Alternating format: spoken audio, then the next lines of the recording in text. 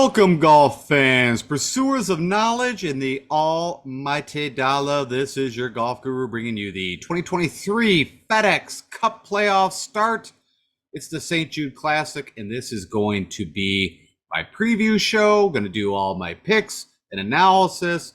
I've got my favorite bets, and of course, we're going to do all the custom stat models that you've come to love. Break down the course. You know the deal. Stick with me for all of it. It's probably going to take about an hour, but of course I'll put titles and you can break it down and take it at your leisure. All right, with all that said, thanks for stopping by and let's go talk a little golf. All right, so you guys probably saw that, of course, I tweeted out yesterday too that my buddy there, Smell the Glove Glover, pulled it out for us, and I hope that you guys jumped on that 110 to 1 at PointsBet, or I think you can get them at DraftKings at 90 to 1. But yeah, it wasn't, for me, it all worked out. A lot of things worked out from an analysis perspective. Of course, Glover missed a cut the week before, but other than that, he was T-sick in the last few tournaments. And of course, I don't know if you saw his post presser, but they kind of dove into, and that's why I got the picture of him putting, and talked about his putting and what he mentioned. I think it was at Colonial, he mentioned about 10 years ago, all of a sudden with his short putter, he kind of like got the yips, lost his feeling in his hands. I think it was on hole 5, something like that. And it would come and go for the past 10 years. And he's tried, which has pretty much been well known or documented, every possible method to fix this. And then finally, I think he was either left-hand low or looking to putt left-handed, one or the other. Actually, his caddy, I believe, recommended him to try this. He ordered all the specs right off of Adam Scott.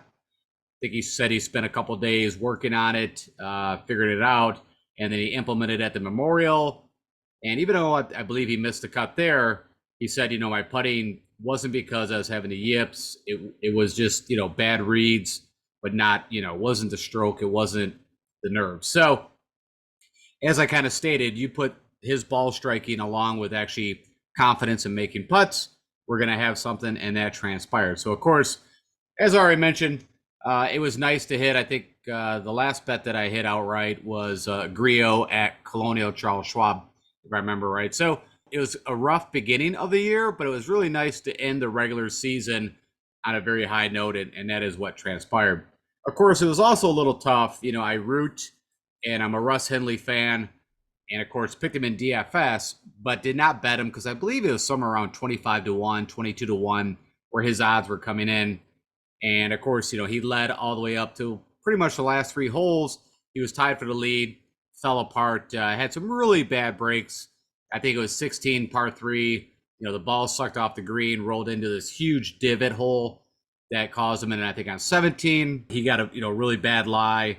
And then again, was just struggling and went bogey, bogey, bogey. But I had no money on Henley, and my team that was leading from a DFS perspective actually was Glover, Billy Horschel, Burns, Poston, I think Vincent Norman, and I think I'm missing one.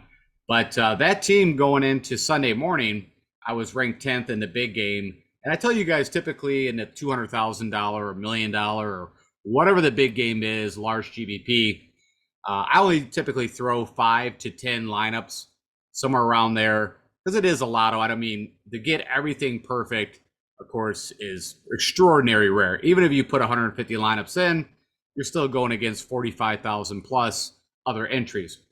So this was my best finish of the year at that, the large GPP. It actually, if Billy Horschel and Vincent Norman could have just, if Billy Ho could have just stayed even, I could have probably cashed in around there. And long story short, Billy Ho struggled, had 3 bogeys, I think 1 birdie on 18, and dropped back to 4th. And then Vincent Norman ended up shooting 2 over, so that dropped him back. But the rest of the team did amazing. So I had no issues. Ended up 75th. I think it was worth $400. So far cry from what you're seeing there. But yeah, it was nice. It was fun to have that kind of excitement on the possibilities of what could happen. But it did not transpire, but still a lot of good picks. Oh, and by the way, I don't know if I mentioned, I put 25 teams into the big game this week. A lot of that was just due to, it was the end of the regular season. When the FedEx Cup playoffs come, I've already told you guys, I'll do some showdown, but I think, you get a lot of duplicate lineups when it comes to the, the bigger games they have. And yeah, I kind of lose a little bit of interest. Also, the betting odds aren't the greatest, but I have found some players that I'm interested in that have good odds again. And of course, that's what we do here on the Golf Guru Show. All right, so real quick, you'll see here were guys, bigger names that were in the Wyndham that all been playing to try to get in the FedEx Cup. And of course, I mean, the stories, they really follow this, especially I think JT and Adam Scott very heavily over the weekend. But of course, we had Shane Lowry that was trying to get in.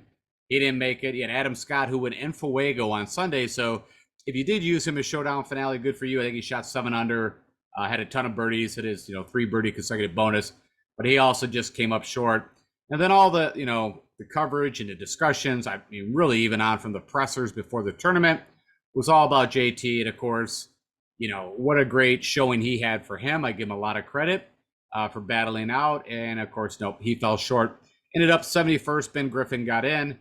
And if you watched, of course, he had a chip in on 18 that looked like it should have went in, right? I mean, but it was also a little firm, hit the pin, bounced out. Of course, he flopped on his back. It was quite dramatic, but didn't make it. And then my buddy Billy Horschel, who was way outside looking in, I think they mentioned he already had a vacation scheduled with the family. I think to go to the Bahamas. Long story short, I don't want to say he tossed the tournament at the end because he wanted to go to the Bahamas. I know that's not true. I'm just kind of making a joke there, but yeah, just could not get it done. The putter is what hurt him on Sunday, and he didn't make it either. So all these guys that were kind of the big names everybody was watching to see if they'll make it to the FedEx Cup did not happen. Okay, so real quick, let's just look at some stroke gain data. If you're interested, I'm not going to spend a lot of time on this, but what did Lucas Glover do very well? He led the field. I wish I didn't pick the actual stroke stay game, but you can see position-wise what they did. So first on approach, third off the tee, so the ball striking it's just been amazing, and typically that is his strong suit. But also putting was 16th and not 50th or 100th in the field. Of course, he wouldn't have won if that was the case, but ball striking, he led the field. Russ Henley, still very good off the tee, but led with the putter. I think he gained, I did see like 7 or 8 strokes. Benoit, which I was not on. And of course, if you see these yellow stars, these were all the guys I picked for your top 25 DFS picks. And I don't know, we got here 1, 2, 3, 4, 5. So 7 out of 13. So 7 out of 13 is pretty good in the top 10 region. We'll put it that way. Adam Svensson was leading for a bit.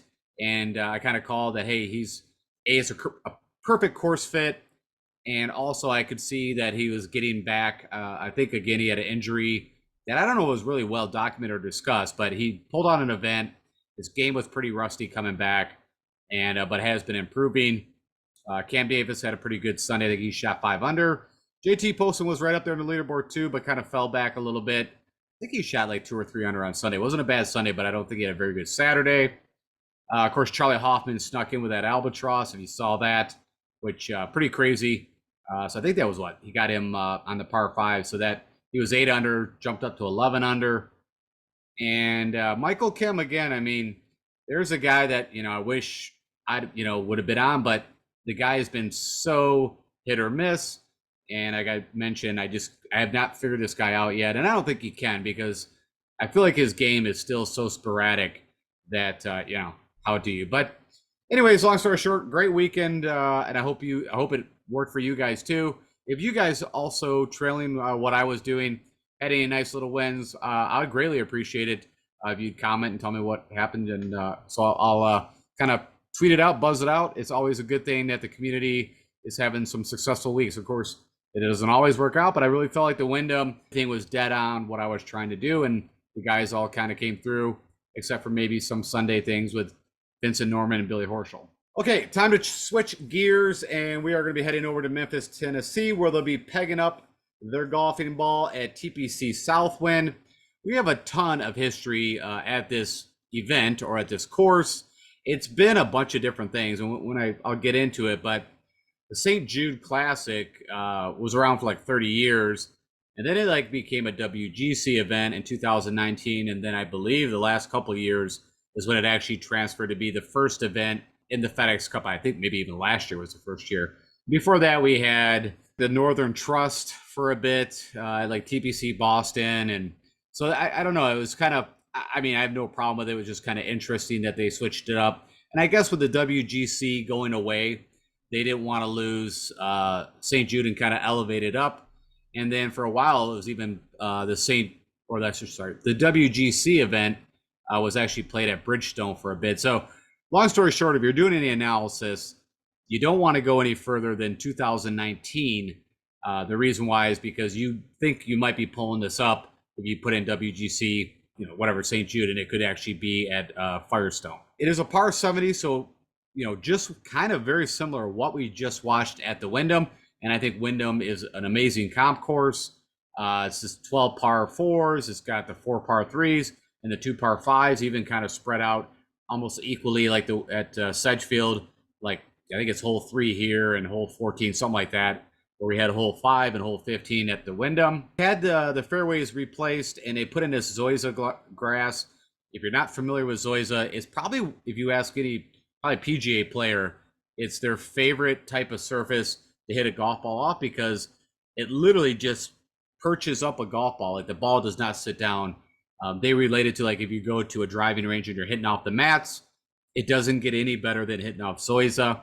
And then, of course, the rough is going to be Bermuda, and what they're stating the same as last year, 2.5 inches, which, typically with Bermuda, the ball will actually sit down. So even though it's only 2.5, a bit of what we saw at the Wyndham, it was pretty similar.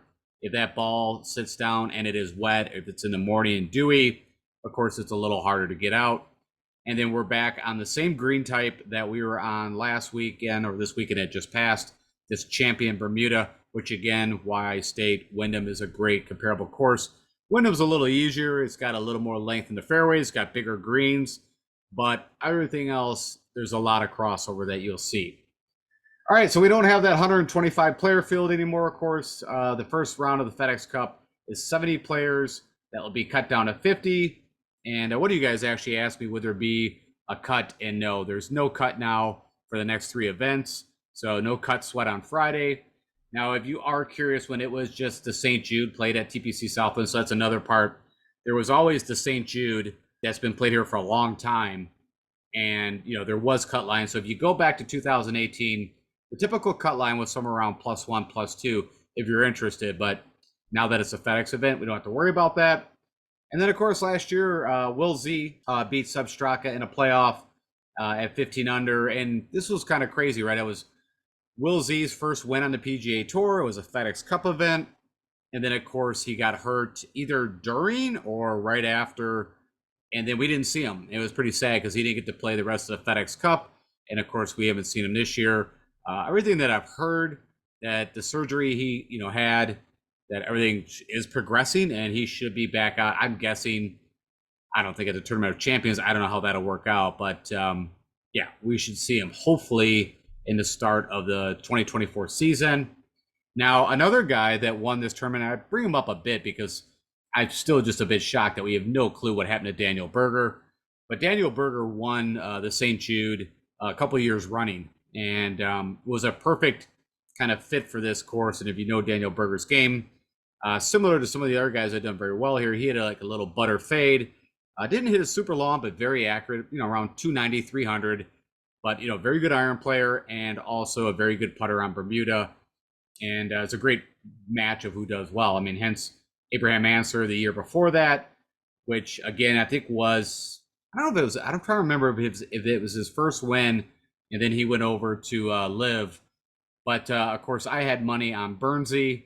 If I remember this correctly, it burned pretty bad because I think it was the first playoff hole or the second playoff hole. As you see, this goes to the playoffs quite a bit. I think Burns had like a 3-footer. And so Matsuyama lipped one out. And then I think it was Burns and Ancer. Ancer putted before Burns, like a 4 or 5-footer. He made it, if I remember correctly. And then you'd think, well, Burns was on the exact same line, but shorter, and his lipped out. Hence, Burns lost, Ancer won, and I was pretty bummed, if I remember right, because it was a nice little bet that I had on Burnsy. And then if you want to go back before that, Justin Thomas, of course, not in the field, and then Brooks Koepka won here. The previous year was the first year that I think it was the WGC event held here, which typically is around 80 players, so kind of similar to the same format we have now. I mentioned we have smaller than average greens here, 4,300 square feet On average, the PGA Tour greens are around 5,500 square feet. So what does that mean ultimately? Typically, when you get to these venues that have smaller greens, not that putting's still not important, but typically you don't have as long putts, and typically you're worried more about around the green because of a lot of guys, missing or bouncing off the greens or whatever. So around the green is definitely something that shows up here. And then, of course, acres of fairway, which, again, if you've been kind of watching this for a while, on average, we're around 28 on the PGA Tour. You can see 22. And the average width of these fairways are 25 yards, which is quite a bit smaller, even a bit smaller than we see at Wyndham. And so, of course, I would look at, I don't think 2.5-inch Bermuda is ridiculous. It's not like the Open or something like that. If you get off the fairway, you're pretty much just chipping it back on. So, you can get away with probably, spraying it a little bit around here. But I think that this course, just like what we saw at the Wyndham, I think either can win. I don't think you need to have the longest driver off the tee. Again, like a Lucas Glover or even a Russ Henley, who still hit it 300, but very accurate, typically is going to win the day. You got a lot of water on this course. You got 11 holes that actually water comes into play, and I'll walk you through that on the course map. And then typically these greens are very fast at 12.5 and pretty dry, but again, it's all weather dependent, just like what we saw at the Wyndham. If it gets wet, then the guys can definitely take advantage. I've talked already quite a bit about the course defense. Small greens, tight tree-lined fairways. You got some tall fescue if you get off the beaten path. You got water protecting a lot of these greens. You got some long par fours. The par threes here aren't as tough as what we saw probably at Wyndham. I think they're around 160, 170 on average from a distance, 175 yards. But we'll also look at that, the scorecard. And then just one note that came from the superintendent sheets I thought was kind of interesting is that this area and course has actually received 15 inches of rain in July, which is a ton. And so I guess that's kind of maybe caused a little bit of the prep for the event to be hampered, but I'm sure they're going to have everything sorted out. But I'm just curious. I'm guessing it probably drains pretty well. And, I don't know. It's going to really come down to what's the weather like right before the tournament. And then we'll know a bit more. But as in, are they going to, like we saw at the Wyndham the first couple of days, ball in hand? If it rains a bit because of how much water this course has taken, will the greens be more receptive? Maybe not rolling as fast, so it's not as firm, fast, dried out. So I don't know. We'll have to but I just thought that was an interesting note. Cam Smith is not a field, but of course, which is kind of interesting. I believe it was last year, round 2, he set a record, 18 putts and 18 holes, just drained everything. I think Harris English, we'll get into him from a historical, what he's done on this course, even going back a ways. He led, I believe, last year coming in Sunday morning, and he got to 20 under. Then I think it kind of fell apart a little bit. All right, so if you want to take a quick look at this map, and I'll just call out some things, and I've got more on it, but you can see the water's in some good spots. I think we're here on number 3. You have issues on the fairway around the green. It looks like that's number 9. You got water protecting the green. 18, you've got it along the fairway, hard dogleg left, and also around the green. 14, you got water protecting. It looks like a par 3 around the green. 12, it's following the fairway the whole way and around the green. And on looks like 10, maybe comes more into play on the drive, and maybe shouldn't be a big factor there. But on hole number 11, which you'll see here, kind of reminiscent of TPC Sawgrass number 17. It is a par 3, number 11, and it is pretty much an island green. Of course, I got a couple bridges connecting. And the previous year, my buddy Siwoo Kim had some big issues with this hole, which we've seen this also at TPC Sawgrass, where he ended up shooting a 13, and it was almost like 10 cup. But I remember it a little bit. I don't think I had him, which I don't think he's a terrible play for this course. Just like the Wyndham, I think he's a good pick. But yeah, just side note, it can happen. It could, you might have something going real nice, and then they get to this hole. Maybe you got a guy that's up there in the top 5. This hole could all change that, just like TPC Sawgrass. Okay, so we take a look real quick at the scorecard. It's a bit of a gentle handshake. So the first 3 holes, definitely scoreable. And then you kind of get a couple of tougher. But it looks like for me, the front 9 would be the easier 9. Definitely, if you look at the last couple finishing holes, this par 4, 505, and then you got this 18 that I talked about that has water all along it. I don't see anything from, again, I always look for that showdown where, if you're going off 10, you have a couple easy holes and then, start. But I mean, you got the two hardest holes kind of finishing off, and then you got the easy ones. So I don't see a big change in trying to, at least for the first, well, I take that back. So they're not going to be in this event. They'll be just shooting guys off one because you only got 70 guys. I don't think unless maybe weather or something comes up that they'll actually be shooting, three guys off each side. So scratch that. I don't even think it's an option. And then, of course, I looked, here's the official scorecard, and I checked all the yardages, and they are dead point on what we just looked at there, so no issues. And I did see, I guess, number 15, I don't say it's drivable, but you can definitely get it up there. There'll be some decisions. I don't know how tight it is. I don't remember.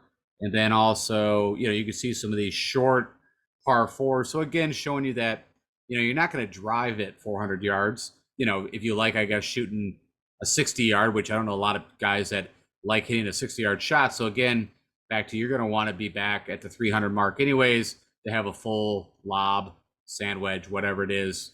So again, why I don't really think now Dustin Johnson going back a little ways has one here. There is some guys with length that of course have one here. I mean, Will Z, perfect example.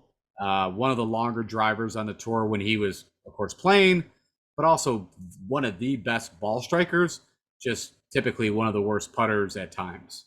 Speaking of my buddy Willie Z, there he is. Now, this is where I kind of go over my ratings or, what I'm going to be looking at from a stroke gain perspective, the player profile, if you want to say. And as usual, approach number 1 shows up again at this course. You need good ball strikers because these longer approach shots show up. And also, you'd be good off the tee. Putting is always a big factor. Good drives, I'm going to stick with that. Same thing I use at the Wyndham, where that looks more at not so much distance, but that you're hitting the fairway first cut and then hitting the green on your approach. So it's a combination of almost off the tee and approach. Around the green, I mentioned, is definitely something I don't typically plug in unless it's needed. It is needed here. The 2 procs to the pins, again, this is how close do you put your approach shot to the pin when it hits the green. And the 2 that show up the most is 150 to 175 at 25%, and then it's 175 to 200, the exact same ones I was looking at for the Wyndham at 22%. You got a bunch of these long par 4s at 450 to 500 at 6 of them. So I'm going to put that in at a low weight, and then I'm going to be looking at birdie or better opportunities. Again, this is not so much a putting contest. I mean, I'm typically the mid-teens is where this thing ends up. So that's what I'll be kind of targeting. So I'm just looking for guys who get the most opportunities. And when I make my picks, I'll also do the scoring and birdie analysis. All right, and then to kind of qualify that I'm on track, of course, I mean, for me, all I got to do is look at these guys' names and know their game. But you can kind of also see what they do. So Abe Answer, as I mentioned, this was a couple of years ago. You could see approach for all the guys that were at the top was king. And then you could see guys that, lost strokes off the tee, barely flat for Harris English. Paul Casey lost strokes, Sam Burns, but of course made it up with the putter. So putting around the green again shows up in irons.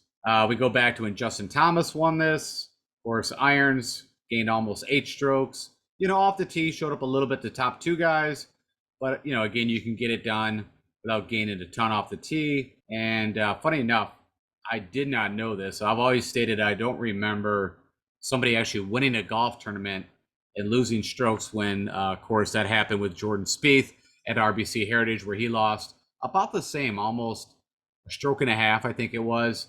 And JT, his buddy, did the same thing. So that's crazy. But also what that could have meant is that with gaining 8 strokes on approach, that he had so many 3 to 5 footers that when he would miss them, of course, that dings you pretty hard.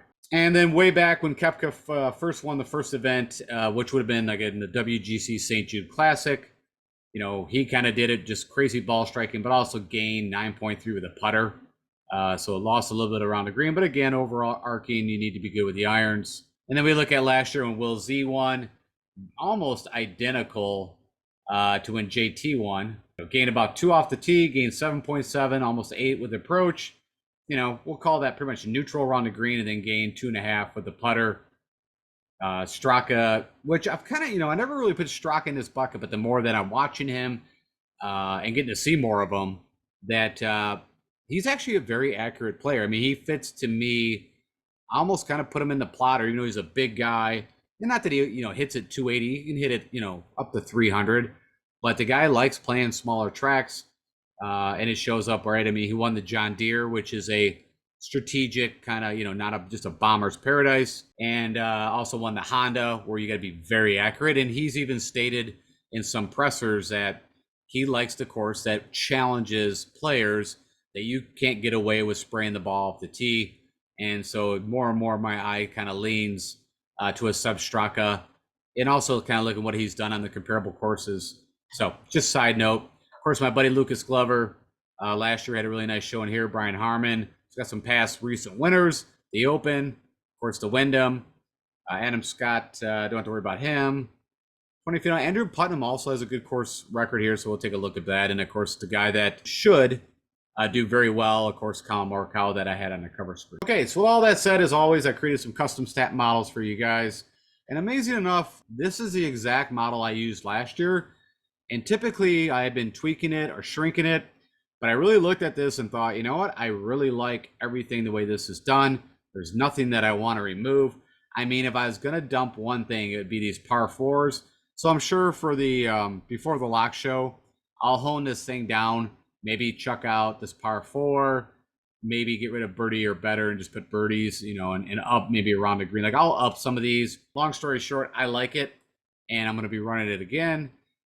And as always, this first one that we're looking at is looking at the past 6 tournaments or 24 rounds of golf these guys played. No filters turned on for this view right here. And you got to remember, some of these guys we haven't seen since the Open, like a Scotty Scheffler, a Xander, Rory, some of the bigger names. But the rest of the guys, we do have even more recent data. All right, so with all that said, of course, Scotty Scheffler, #1 still against my model. Oh, and I didn't mention, I mean, you can see the weights here. So approach is at 25%, ball striking at 20, putting at 10, good drives at 15, around the green at 5, those 2 proxies at 5, that par 4 is at 5, and then birdie or better opportunities gained at 10. Okay, so we got Scotty Scheffler, Lucas Glover. Of course, he's been playing amazing. I mentioned all the top 6s, and of course the win just this weekend. We got Xander, Rory, Ricky, Patrick Cantlay, Colin Morikawa, Victor Hovland, John Rahm, Wyndham Clark, Russ Henley, Tommy Fleetwood, Alex Smalley, my buddy who, I think a lot of people, but I was definitely on for the Wyndham, of course, home course, belongs there, member, all of that crap. I think he shot 2 under the first day and then shot 2 over, something like that, and missed a cut.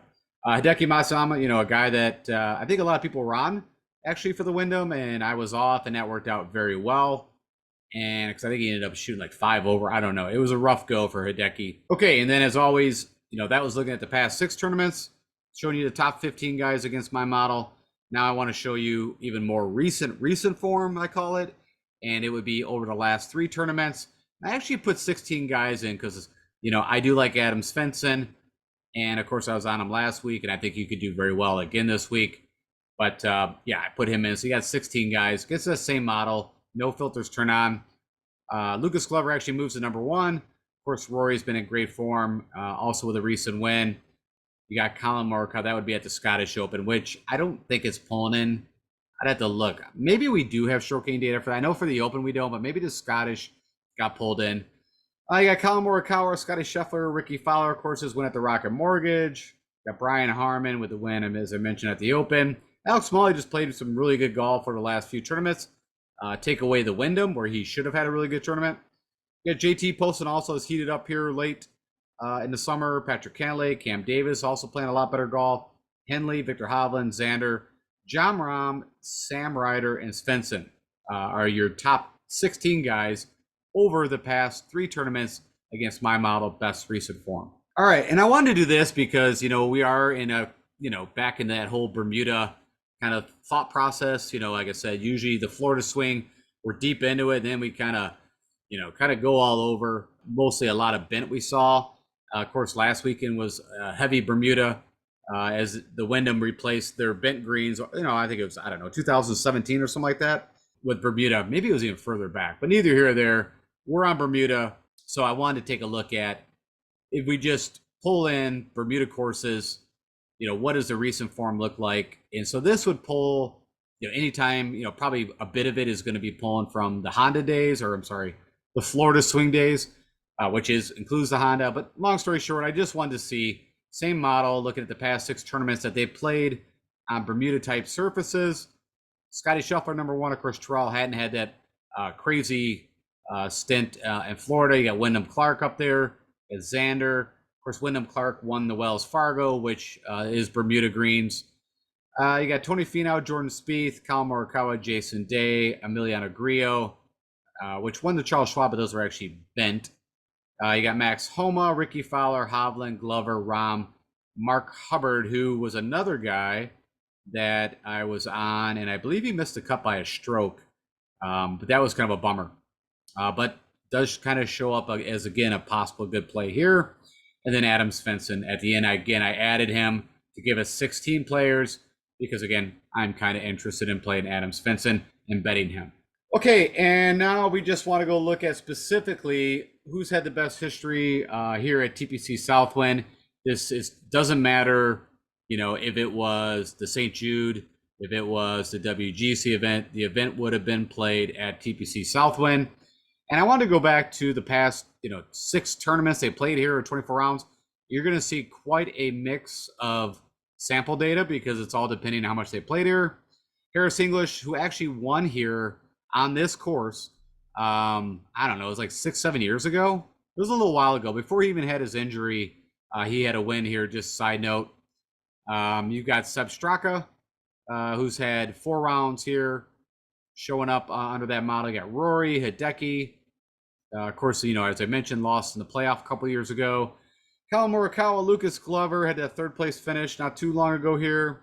You got Tom Kim, who I think is a perfect fit and exactly the guy that I'm looking to play. You got Sammy Burns, John Rahm, Cam Young, Keith Mitchell, Lee Hodges, of course, we saw just get his first win. The TPC Twin Cities for the 3M. And then we have Andrew Putnam, who does show up at this course, having a bit of success.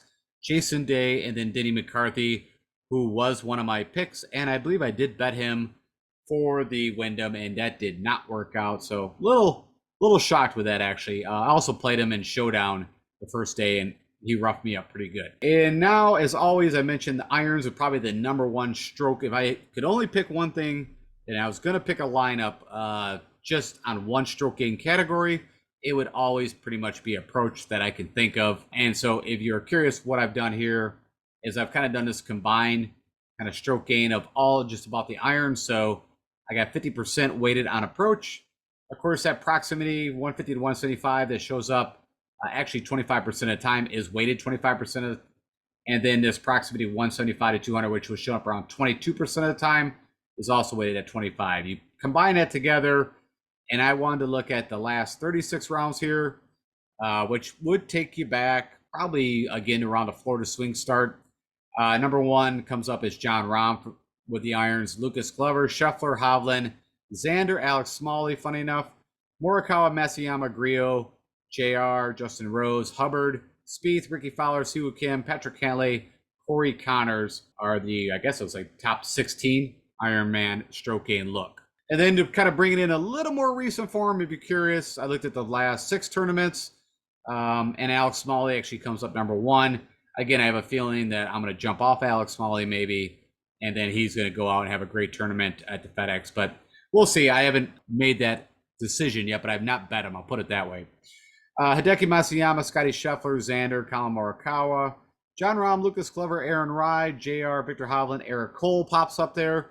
Siwoo Kim, George Spieth, Tom Hoagie, which has using quite a bit of a slump, but his irons have shown up, I think, the last couple of events. And then Sam Ryder, again, give you the top 15 guys with those stroke gain numbers showing up best with the irons. All right, now just look specifically at putting, and this is a little different than usual. I'm not just looking at Bermuda, but I'm looking at fast Bermuda greens. Who has putted the best on fast Bermuda greens over the last 6 tournaments played there? So I guess like the Honda would show up. I'm sure the Arnold Palmer is one of them.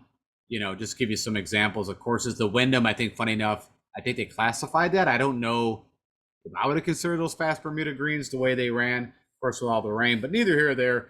Long story short, Andrew Putnam is number one.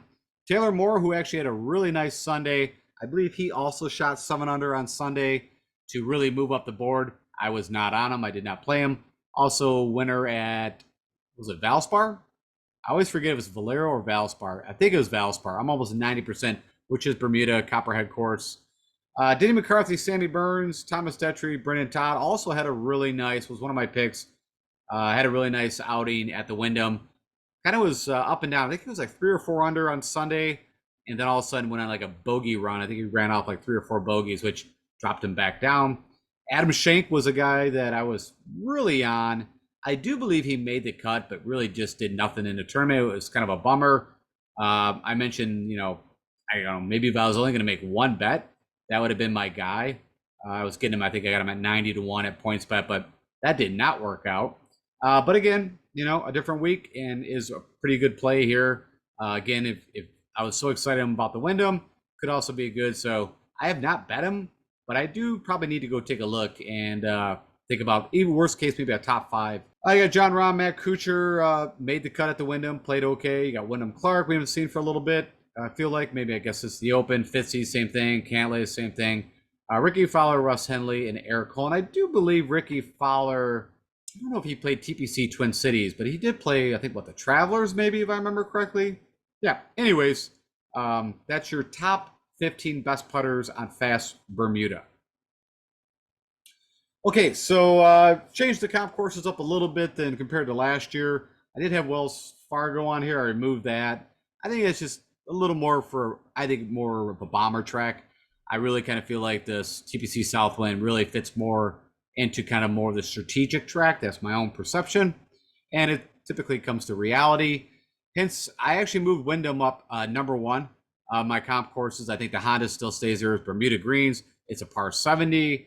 It's got a ton of water. So everything kind of lines up there. The only way you can nudge the Wyndham, same thing, par 70. But it actually is Bermuda Championship, so like exact type of grass. And also, like I said, I think the way it kind of plays, either one of these are, I think, are the top 2 best. Then RBC, you can throw it in there, very strategic. That's a par 71, I believe. I remember off the top of my head. Of course, Bermuda, but, tight tree line. RSM, where, I talked about Adam Svensson winning there. I saw his game trending back. And again, if I would have bet him, I don't know. I think he would have ended up, 6 or something like that. So I wouldn't have won a top 5. But if you bet him top 10, you would have made a few bucks. The Sony Open, fits right in with all these. Bermuda and pretty tight driving. And also, I think, a par 70, 71. And then Charles Schwab would be the only one that's actually bent greens, but everything else fits right in line with what you need to do there. Long story short, that is the comp courses. Of course, TPC Southwind is pulled in there too. Number 1 would be Russ Henley, Colin Morikawa, Lucas Glover, John Rahm, Emiliano Grillo, Patrick Cantlay, Seb Straka, Scotty Scheffler, Corey Connors, Hideki Matsuyama, Adam Svensson, Sammy Burns, Victor Hovland, Matthew Fitzpatrick, Davis Riley are your top 15 players against the comp courses against my model. I really I tell you guys sometimes weigh the comp course thing that much. At certain times, I do in these kind of events, again, when it gets to the strategic golf courses. And if you took these 15 guys and made that your player pool, other than maybe a Hideki and maybe Fitzy and Riley, I'd be pretty happy. I mean, those are the guys that I might skip. But the rest look really good. So that's a good little player pool there if you wanted to build some teams just on my comp course model. Okay, so with all that said, let's talk about who am I interested in. And I already got bets on. And no shocker, number 1, Lucas Glover. Now, there's so many reasons you could say, well, why are you betting him again?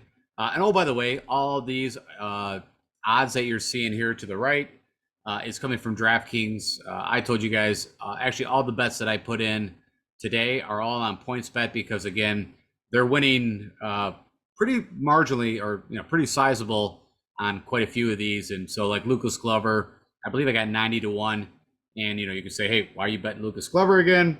I've got no reason. I mean, just because he just won, everything tells me he could do very well again. So he could go back to back. It happens. Tony Finau did it last year. Could happen. Russ Henley, I believe it was marginal, but I think you can get him 45 to 1 over at PointsBet. And again, this show is not sponsored by. I'm not back. I'm just telling you that I, where I go and what I use, and you're getting a little better points. Again, go to Odds Checker, and if you've got a bunch of the different application, apps, you can go find out where the best place is through Odds Checker. All right, Grio, you can get 90-1. I got that bet in. Of course, perfect fit. Just won to Charles Schwab. Tom Kim is probably was the lowest odds that I bet. I got him at 45-1 on points bet. I was going to put him on the cover, and I just said, I haven't put Morikawa on the cover in a while. So I went with Tom Kim, or I'm sorry, Morikawa. But yeah, I really like Tom Kim just because he has been putting. Hopefully the leg, he had that ankle issue. Also was dealing a little bit of a wrist issue, but he's had a little bit of time since the Open or whatever to kind of hopefully mend.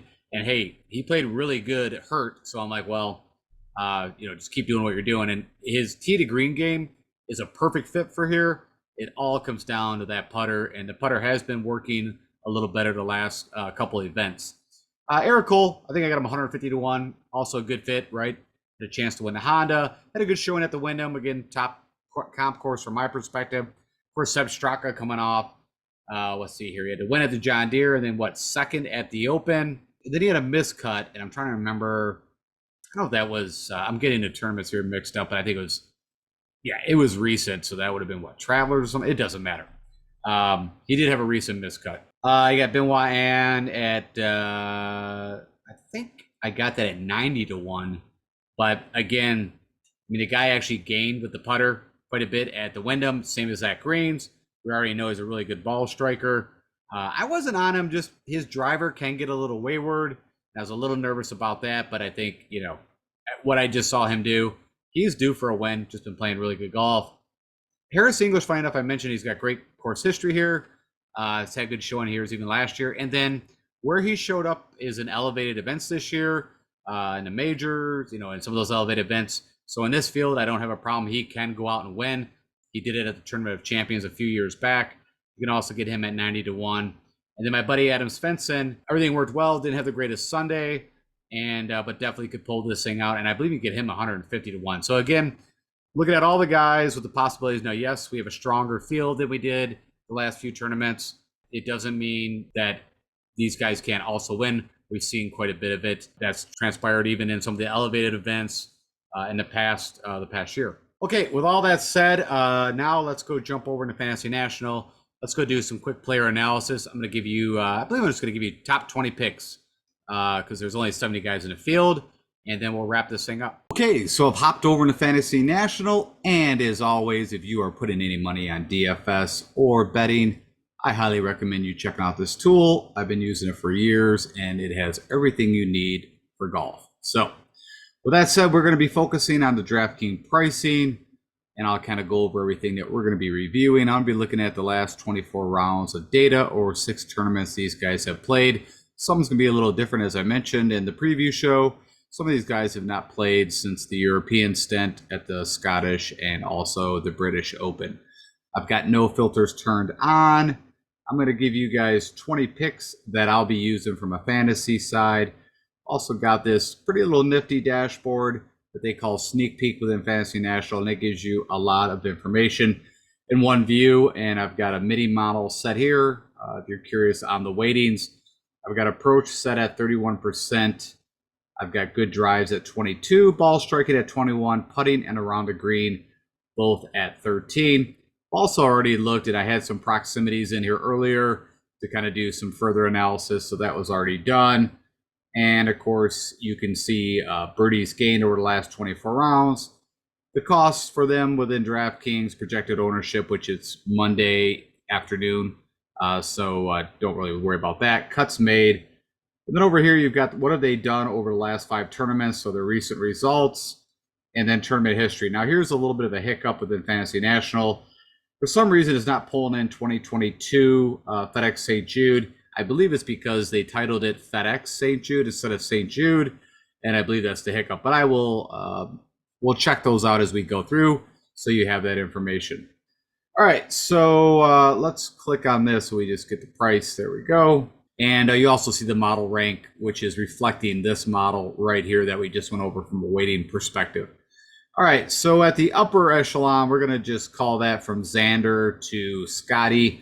You got to make some picks up here.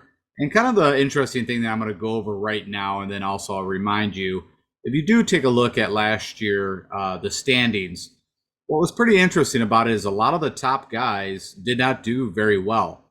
If you look at kind of the top, I don't know, we'll look at from just, tied for fifth. The only kind of expensive guys from a DraftKings would be Will Z, would have been up there maybe, Tony Finau maybe, and maybe Rahm and Morikawa. And that's it. Scheffler missed the cut. Rory missed the cut. Xander ended up T57, which you can see down here. So did Patrick Cantlay, both T57s. Terrell Hatton was 31st right here. And let me see here. Ricky Fowler was in it. He was T64. Jordan Spieth actually missed the cut. So there's Ricky. And then Spieth is somewhere down here. It doesn't really matter. He missed the cut. Morikawa was T5, which I like him. I'm hoping the putting, he has been a little better with the putter. And so if that sticks, I think it's a perfect match for what he does from a ball striking perspective. Jason Day missed the cut. Homa was T42. And the last guy that was kind of up there, like I already mentioned, Tony Finau was T5. Okay. Just wanted to show you that real quick because it does not have that in here under tournament history.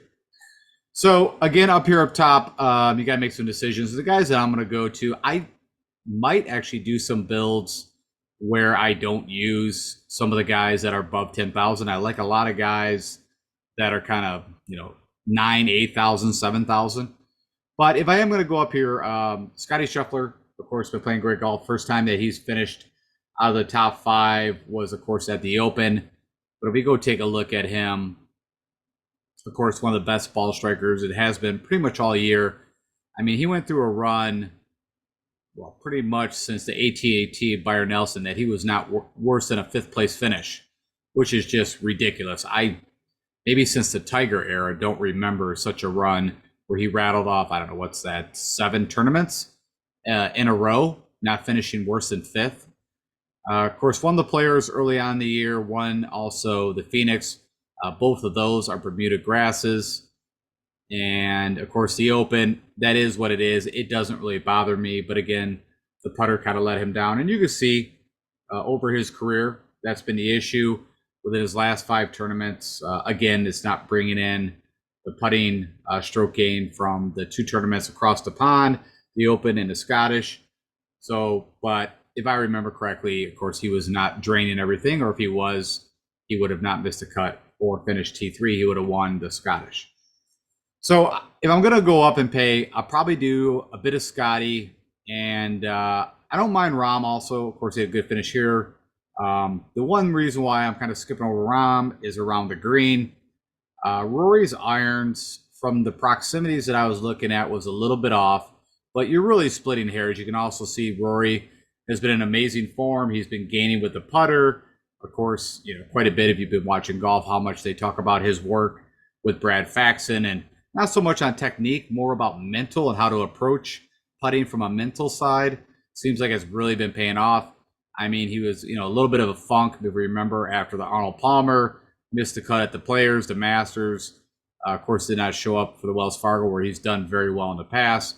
But then all of a sudden, it kind of kicked in and been good, 10th or better at the PGA. So, again, you got to kind of just make a stand. If you are going to play some guys up here, who do you want? And you can make an argument for all of them. So, for me, I'm going to fall on Scotty, and then the next guy in that I'm excited to play would be Victor Hovland. You can see his past tournament results, not the best. And let me see, I don't remember what he did here, so let's go take a look. So he had a 20th, and I'd guess it's a T20 here last year. But again, compared to the other guys up there. Okay, so I think that's enough there. I think we're all pretty familiar with those guys. Of course, Xander, again, a little bit around the greens, but a little shaky. Tournament history, kind of back and forth at TPC Southwind. His run of form has been kind of just not exciting. Another mental thought that you have to have is trying to find guys, which if you look over here at the birdies gained, because you're getting 4 days of all these guys, nobody is going to miss the cut. So all these guys will be playing 4 days. who typically scores the most, and you could do a ton of research just on that. I had just DK points, but pretty much they were dead equal to birdies gained. So I just kept it to birdies gained. But, so you could sit here and maybe, 23, Rory's higher at 33 lately. Rahm's down a bit. Victor's at 22. But, again, you don't know how these guys are just going to go out and score. But we all know that all these guys can get hot, hence their price tags. I'm going to go ahead and skip on both Patrick Cantlay and Xander. And I've been kind of off on Cantlay all year. I took a shot at him at, I believe, the Memorial, where, of course, he's won and had a lot of success in T30'd. And typically I like him on bent greens. But again, you can make, you got to kind of make a stand. You can make quite a bit of arguments for any of these guys. So the next guy I'm going to fall at 9,700 would be Terrell Hatton. Of course, just had an amazing run. And this is thinking more about the Florida swing and the Bermuda surfaces. Of course, that's where he's gained the most strokes, is on Bermuda. And if we kind of go look back at that time frame, of course, the Players, he had a second, gained almost 4 strokes. Arnold Palmer, he gained 2 strokes. Waste Management, he gained about a half stroke, we'll call that, at Waste Management. I'm just bringing that in because that is Bermuda. And yeah, that kind of sums up RBC Heritage. He gained 3 strokes on Bermuda. So typically he does well on that surface. Great ball striker. He does everything good around the greens. I've always kind of stated that I hope that he keeps his attitude positive.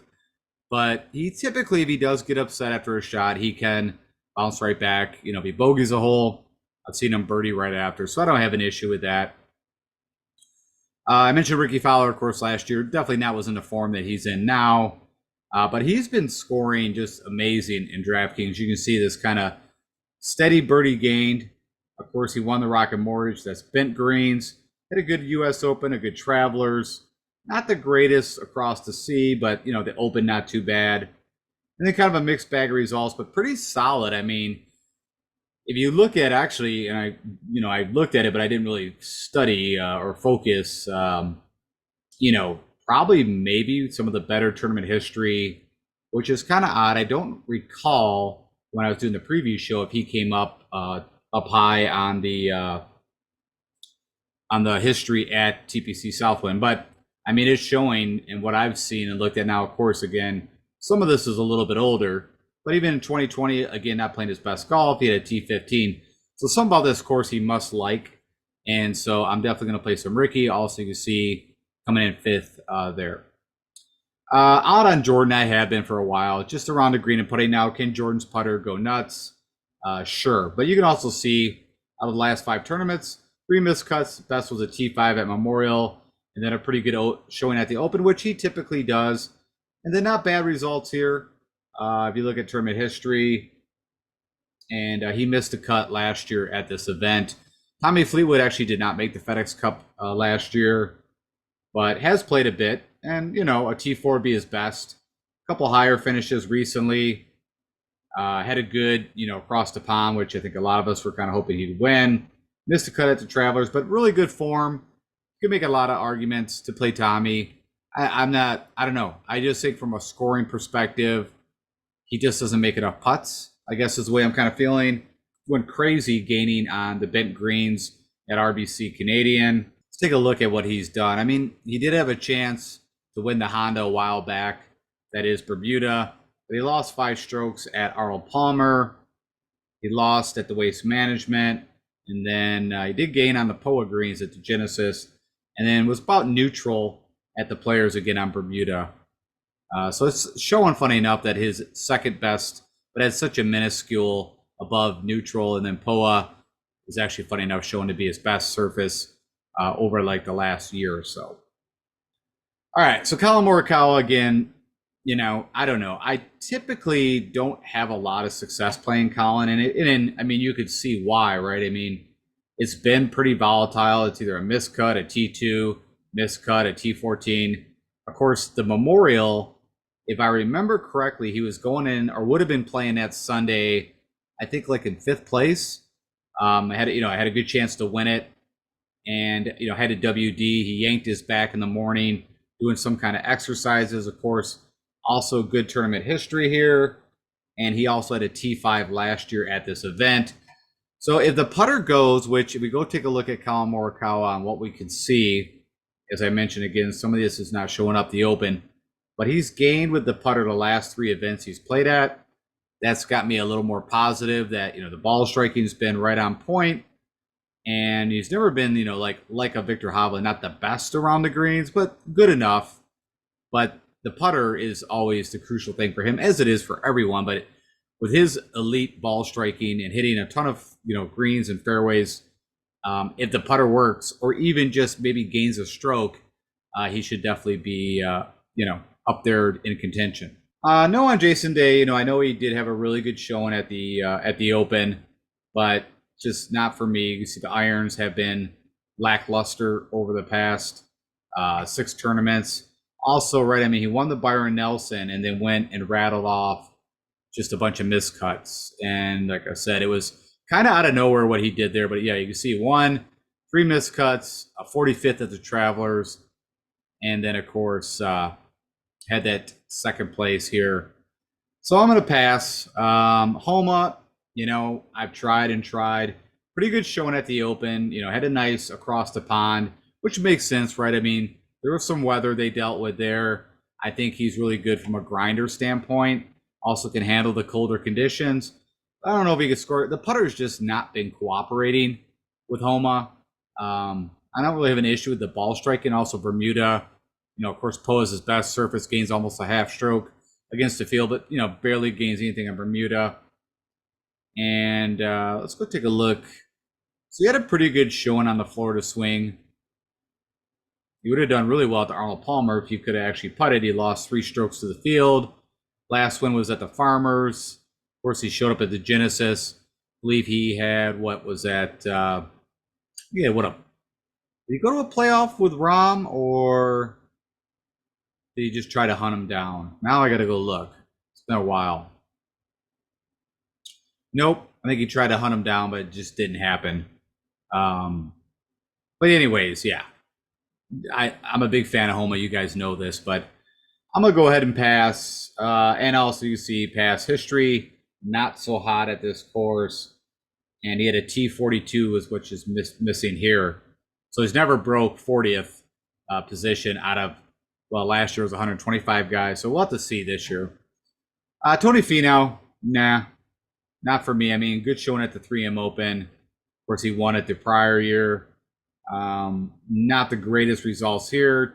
He did have a T5 last year, a T10, but then, but the putter you can see is almost dead last over the last 6 tournaments out of all these guys. Out of the 70s, ranked 68. So I'm going to say no. Also, you can see the scoring has been pretty bad. Fitzy, I don't know. I mean, you can see the driver could be an issue. You see recent results, not the best, especially, something that I would have never guessed, and this is why we're talking about Fitzpatrick. You can put it away in your little mental note, as I have.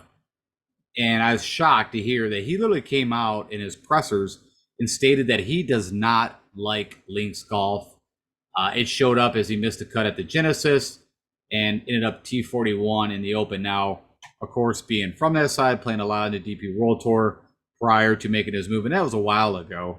And probably a reason why he got away from the DP World Tour was that his disdain for playing links golf. So I had no idea, but that's just a side note. So when the buzz and the analysts like myself even are like, oh, they're going over Europe, play a bunch of Europeans. You got to, they are used to the conditions and blah, blah, blah. Just remember, Fitzpatrick, not the guy to play. Actually, while we're doing this, just one more thing we'll do. I just want to see off the top of my head what he's done. Yeah, I mean, never anything better than a 20th at his time playing in the Open. So anyways, just side note on that. Wyndham Clark has been, of course, won the U.S. Open, also won Wells Fargo, which those are Bermuda greens. Been playing great golf. He's also been scoring a ton. I kind of like the price tag at 8,500. Not exactly the fit, but he's been very accurate with the driver. Been doing everything immaculate. So for 8,500, I mean, you could literally almost start a team off at that. I mean, Colin Morikawa and Wyndham, and to be fine. Hideki, I've been off. Again, you see the putter has just been disastrous. Even his ball striking, if you got to watch a bit of the Wyndham, he was struggling a little bit here and there. I mean, it wasn't a disaster, but a lot of times is what he does is, kind of does that one-hand finish, even though it's doesn't typically have to be that bad of a shot. But yeah, I'm kind of out on Hideki. What did he do? I did not notice what he did here last year. Let's take a quick look. Play in it? Nope, he did not play in this event last year. I'm pretty sure he was in it. Maybe he just skipped it. I don't remember now. But had a good showing in 2021. Won here back actually in 2007. So I didn't even look at his past history there. But, with Hideki, if all goes well, and I mean, he can definitely handle these courses. Of course, he won, I think, of the Honda. I'm not sorry, the Honda, the Sony, which I think is a good comp course for this. So, great ball striker, but I just don't feel like his game has been where it needs to be. Brian Harman, of course, coming off that win off the Open. Not the greatest results here. And let me go see. So again, I don't remember what he did here. Actually had a third. So had a good showing here. I mean, it kind of fits what he should do. So no problems. I'm not picking him. I don't think he can score enough, but he has had this amazing run. So you can make a lot of arguments. Past history, what he's been doing. Maybe I will plug him in here or there, but I don't know. I'm just not a Brian Harman guy. And, I'm not trying to do a bias. You got to make your own decisions. Everything is kind of telling you from an analytics side that you should play him. And his ownership's at 12%. So I don't know. Maybe I'll plug him in. Again, I probably won't put too many lineups in the large GPP. So when it comes down to showdown, I'll have to figure that out. Cam Young, no. Just, I can't do it. And, 3 Open, he missed a cut. And try to, to up his standings within the FedEx. But no, can't do it. I'm actually going to go back to Burns. I kind of like what I saw at the Wyndham.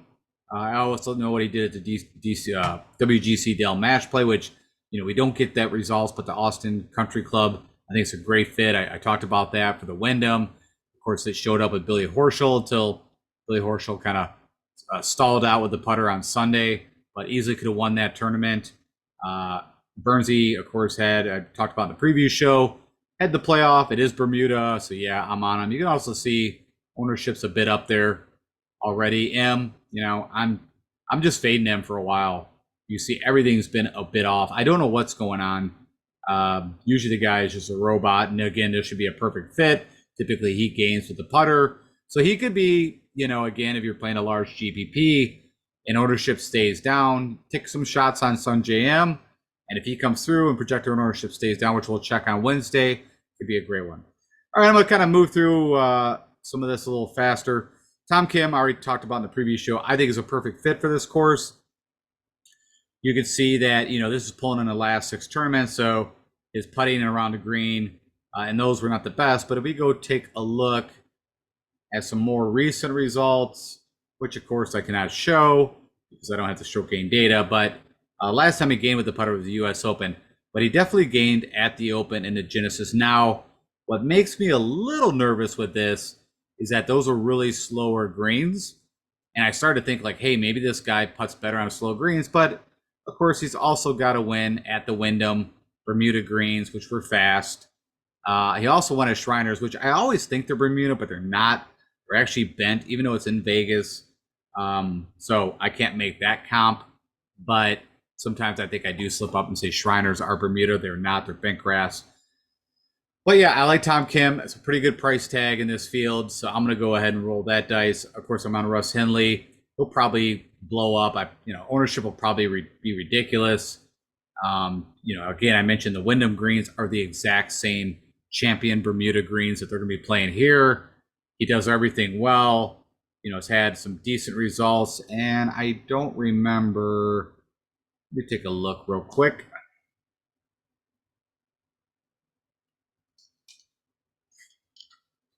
Well, actually, he missed the cut last year here, so that does not help the case. But I'm going to stick with Russ. Substraka, I think I mentioned I bet him. And I think hopefully that his ownership will be down, that people will be a little sore. But you could see he actually went to a baseball game the night before his tee time on Thursday while he was there in Minnesota, and I was shocked because he just like got in from the Open, and of course was in contention and all that. I mean, I don't know if he was really actually. He was second place. He wasn't really in contention. Brian Harmon really never let anybody get close to stuff. I think Rahm at one time got 3 strokes behind him, but neither here or there. Of course, he won the John Deere. Great show at the Open. I'm not worried at all about the 3M miscut. I think he was just literally mentally and physically wore out. So I'm going back to him. Of course, I mentioned in the previous show, he's had a lot of successes on more strategic courses, and he states that that's the courses he like. It weeds out the guys that can't control the driver as well as he can. Keegan Bradley, I was kind of back and forth on, but the scoring's great. The putter's been super hot. Yeah, he missed a cut at the Open, but I'm not going to hold that against him. We go take a real quick look at, the one thing that Keegan's always done has been a great driver of the ball, very accurate, great ball striker, but the putter's been really hot all the way back to the PGA Championship. Yeah, he only gained a stroke there, but for Keegan, he's gaining a stroke or two in his ball striking usually. Now you can see the irons have not been what they usually are, but around the green, the putter. And so if he keeps the irons what he did at the Travelers and the Rocket, I have no idea what he did at the Open, but it must not have been very good. For 7,700, I'm in for some of that. I've been skipping Sahith Theegala, and it's been paying off, and I'm going to go ahead and just keep on skipping him. Again, I told you guys, on tight tracks like this is, he just sprays it too much. I feel that way with Akshay Bhatia. I feel like their games are very similar. But, he has done some damage on Bermuda in the past. Of course, the Waste Management, he had a chance to win. Sanderson Farms, which is also Bermuda. So you can try to make some arguments. And, of course, the projected ownership is crazy, crazy low. And you're playing in a large GPP, you might want to take a chance on that. Corey Connors, of course, again, I talked about a lot. I need guys to hit fairways, good with the irons. The putter is what's going to come down with Corey, but I always state his 2 wins on tour, both at the Valero, both Bermuda. So whenever he's on Bermuda, I'm going to give him a shot. And pretty decent past results. I don't know what he did last year. Let's go take a quick look at this event. He had 28th, so that's pretty solid. I'd take that again. Actually, let's keep that up. All right. Ben Wyan, the same thing. I mean, he's been playing really good golf. I was not on him last week. A little bit the driver, and you can still see that can be a sore spot. It can get a little wayward if we look at his accuracy, but I don't feel like the 2.5-inch Bermuda rough is going to be that penal. So, typically 50% of the time he's hitting fairways. So, we'll have to see how that works out. But everything else has been amazing. Of course, he also gained quite a bit with the putter, which is typically not his strength, but he's also went to the same putter like Lucas Glover, that longer broom-handled putter. You see he gained 6 strokes on those same, champion Bermuda, just same type. Now, not the same greens. I think the Wyndham greens are probably tougher. So, hey, if you can putt those, hopefully you can putt here at TPC Southwind. Denny got a couple miscuts. Not, typically never was a great score. And I need 4 days. I mean, I don't know. I'm just probably a little butthurt on what he accomplished at the Wyndham and how bad the ball striking was. Yes, he gained with the putter, but man, I need you to do more than just that. I think he was, 4 over. I have no idea where he finished, but he was a pick of mine last week, and so I'm going to be out on him. So maybe, hey, jump back on him. Siwoo, again, he's had pretty decent results here. What did he do? As I'm asking you guys, but let me go look. He had a 42nd. I keep somehow getting out of that, and I want to keep it up so we can look at that. All right. No, I got to make some decisions. I'm going to go back to Lucas. I'm hoping, it's kind of funny right now, projected ownership is crazy, and I'm a little bitter about that. I was really kind of hoping. And what should I know? I mean, it used to be if a guy won a tournament, nobody would play him, or at least less people would play him the next week. I think maybe some people finally got over that. Maybe they finally understand that Lucas is an elite ball striker, and he's now putting And it's again the same grass type surfaces. Also $7,400, pretty cheap. Again, they're offering them up for like almost 100 to 1 on a betting perspective. And like I said, is it hard to go back to back? Yes, extremely hard, especially back to back weekends. But yeah, I'm gonna play him. I'm gonna play some JT Poston, but I was doing 20 picks, probably be very minimal, and it's all gonna depend on where I end up, how many entries. But right now, he's not making my player pool. Of course, Stefan Jaeger came out in fire. Shot 5 or 6 under off the bat on the first day. Was just dropping dimes, 3-footers. Irons were great, but it's the putter that typically is going to get him in the long run. Actually, never played it showing at TPC Southwind, so you'd be a newbie to that. Cam Davis, also, I'm going to sprinkle in. Again, the putter makes me itch, but I like what Cam Davis does, and I always say he's 7,200. Hard not to play Cam Davis. He's typically going to outperform that. He's going to maybe even give you an eagle here or there. It's been a while. I feel like his eagle rate is definitely down compared to what it used to be, but he's not making right now with the player pool. But will I put him in? Yeah, I'll put him in here or there. Let's go take a quick look at the putter. So again, on those Champion Bermuda, he did gain 2 strokes, on bent at 3M Open, and then on bent where he actually has his 1 win at the Rocket Mortgage prior, also gained. So the putter's been doing okay. Okay, no on JR. Just gonna no.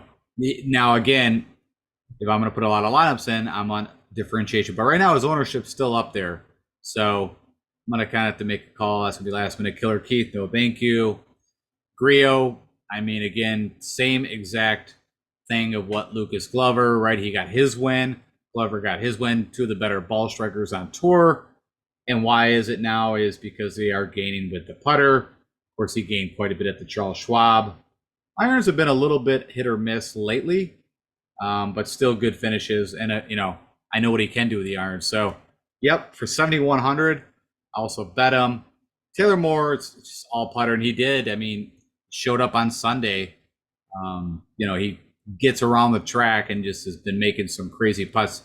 I think he gained 7-8 strokes with the putter. What was it? 7.5. Lost off the tee quite a bit. Kind of neutral with the irons, but man, kind of a little bit what like Taylor Montgomery was doing all year.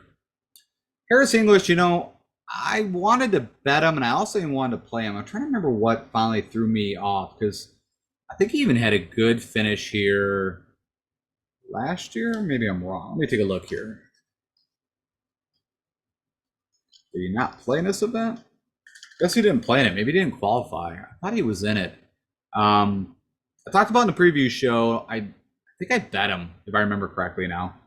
But yeah, again, I try not. I try to keep it to 20 guys for you. I don't want to put too many, but honestly, you could flip flop these guys, and maybe that will happen for me. I'll wait to the ownership right now. Aaron Rye, just a hair over. Of course, Aaron Rye picked last week. He missed the cut for me.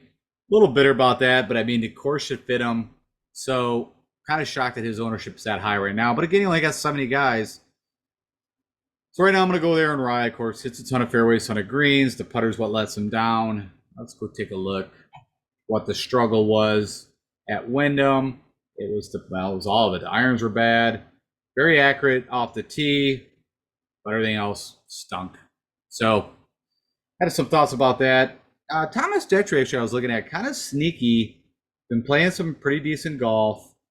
Let me see. I don't know if he played in this last year. Not like that. Nope. So this could be a first time for him. But let's go look at that putter, because that can be a sore spot. Bermuda, that's crazy. I don't remember that. But he gains almost a full stroke when putting on Bermuda. And you can see that kind of showed up at the Wyndham, gaining 5.5. So again, someone that I might end up playing at 6,900, especially if that ownership stays down. Again, for the large GPP only. Adam Hadwin, no, 3 missed cuts, and I'm not a Hadwin guy. Never had, never probably will be. So that is what it is. Eric Cole, I'm going to go back to. Get another good showing. I mean, the guy's just ridiculous short game. Amazing putter. You know, nothing going to knock your socks off with the driver. Just hope he keeps it in play. But the irons have been, you know, really good. And you see second in putting over the last 6 tournaments, gaining strokes out of this total field. So, yep, I'll take a piece of that. Chris Kirk, no thank you. Not right now. I'm going to go back to Brendan Todd. I almost look at him as like Bermuda Todd. I mean, he's done a lot of his positives putting on Bermuda. You see that gains over a half stroke. I mean, he's a good putter overall, but you can see gained almost 7 strokes on the field at the Wyndham. Did it almost had that win at John Deere. Really should have had the win at the John Deere as far as I'm concerned. Also, that would have been another win for me because I was preaching and had him 100-1, and nobody was talking about him for the John Deere. So, anyways, I'm all over Todd. You know, I'm going to skip Alex Smalley. I told you he'll probably come back and haunt me, but you know, it is what it is. The putter is pretty brutal, and yeah, just did nothing at his home course that he's a member of. And I'm kind of like, how do you miss the cut at a course that you know better than everyone else? Like, you know where to hit the tee ball. You've done it 100 times. You know the greens in and out. So no, thank you. Bo Hosler, not my flavor, and you see also not very good. Except sometimes he can get hot, right? What was it? The 3M Open. I think I talked about this. He had 8 birdies in a row on Sunday. I think he shot a 62. So that can happen. That's his lowest round ever on the PGA Tour, but you know, he just caught fire. I'd rather go back to my guy Adam Svensson. Again, a play that I was on last week. I think nobody was really talking about. Led the tournament for a bit. Ended up with a T7. I think he had a bad Saturday. Not a bad Sunday, but I think Saturday is what threw him off. Because I think after Friday he was up there either tied for the lead. But again, perfect ball striker. It's all about the putter. It's kind of funny. I don't remember now if he actually switched to the broom putter. I don't think so. But you see, finally the putter hit. And, you know, gained 3 out of the last 4 events. Of course, won the RSM, which is Bermuda. Also a pretty good comp course. Tons of water there. You have to be very accurate. Also had a chance to win the Sony. I believe he ended up like his 7th, yeah. At a 9th at the Honda. So where he has done his best has been Bermuda greens. You can see that, funny enough, somehow bent is his best surface. But when I think of where he's done, it's been there. Vincent Norman, no, not this time. Of course, he won the Barbasol, and I picked him for the Wyndham, and he's had a bad Sunday, and of course, cost me quite a bit of money, but that happens. Kuchar, no thank you. JJ Spawn, I was thinking about going back to him, but again, I thought about the scoring perspective. Again, 4 days, I want guys who I think could score. I mean, that's, you know, you can make that argument then possibly for a Bo Hosler as he gets hot. You know, Mark Hubbard, I will sprinkle him in. I keep trying to go back to this well. It's so crazy. His putter must just be broken because if his ball striking stats, well, off the tee, but I mean, I've actually just thinking of this. I think it was at the Wyndham, caught him on PGA Live. He stuck on a par 3, I believe it was, stuck at 3 feet and then missed the putt, hence losing 2 strokes to the putter. So that is sitting vividly in my mind. Of course, he was a pick of mine. So I don't know. I got to suck it up, maybe go back to a little bit of Hubbard again and a GPP play. Patrick Rogers, nope, you had your chance. Funny enough, why is that not coming up? So somehow, oh, it was the Barracuda. My bad. For some reason, they'll bring the Barbasol in, but they won't bring the Barracuda. I guess that's due to that, what is it, Stapleton? What the hell is that called? Stafford? Doesn't matter. The scoring system that they use in one event per, that's it. All right, I'm going to kind of move on. Nick Hardy, no. Lee Hodges, no, thank you. I'll let some other people jump on that that hope and dreams that that's 3M Open kind of thing is going to happen again. Kurt Kitayama, nope. It's been, man, how you ever won Arnold Palmer, I have no idea. But it has been pretty rough this year since that win. Let's go take a look at that. Won the Arnold Palmer, 4 miscuts. I had a good chance at the PGA, not bad at Charles Schwab. Then 3 miscuts, and then made it. I guess he made the cuts here, but no. I'm gonna right now hold out on that one. Honestly, Andrew Putnam, you could make an argument might be a better play than Adam Schenk. I'm going to watch the ownership. If there is a skew, I like both these guys. So if you're down here in the 6,400 range, I will probably play both of them. I mentioned that in the previous show, Andrew Putnam's got a pretty decent history here. Did he make it last year? Let me go check real quick. Yeah, so he had a fifth here last year and a 24th. So both times he's played here, pretty good outings. He's had some good, I mean, not the greatest, but he had a little stint there. Let's go take a look at Andrew Putnam for a moment, where we all kind of thought he might get a win. I guess we've been around here. He had the 5th, 11th, 41st. He had a second at the Zozo, 4th at the Sony Great Comp Course. Good showing at the Memorial, which honestly, that would not be where I would think he would have a good showing. Just did everything well. But that is not a course I would say, oh yeah, let's play some Andrew Putnam. I need guys a little more distance off. Andrew Putnam was very accurate, but pretty short off the tee. I can show you that real quick. Average is 286, and but very accurate. Shake, like I said, I'm going to play them both. So I'm just going to go ahead and highlight them. They're both going to be in my player pool. All right, rest of these guys I'm out on below. Just let you know. I'm not going to go through every reason, but you got to make your own calls. But there's nothing. Hayden Buckley to me is just amazing that somehow he made the FedEx Cup playoffs. Of course, he did it with an RBC 5th, I guess a 10th at the Bolero, a 2nd at the Sony. And that'd be it. The Zozo, I guess it does count. Yeah, because I guess the beginning was the Fortinet where he missed a cut. He did make the cut last year here. I don't know. It's very Jekyll and Hyde. So who knows? Maybe. Why not? I mean, that could be as good as what it'd take. I mean, I was showing you guys in the preview show, I don't know what it was, a couple of years ago when Tom Lewis was in this, and nobody was picking or played Tom Lewis. He was a European guy, if you don't know him, played a bit on the DP World Tour, and ended up, I think second? This, again, a couple of years ago. And that was a dude, if you'd have had him somehow, just the differentiation. So, you're going to have to get maybe a little unique. First, Ben Griffin just was the number 70th man to make the FedEx Cup playoffs. Good short game. He relies a lot around the green and the putter usually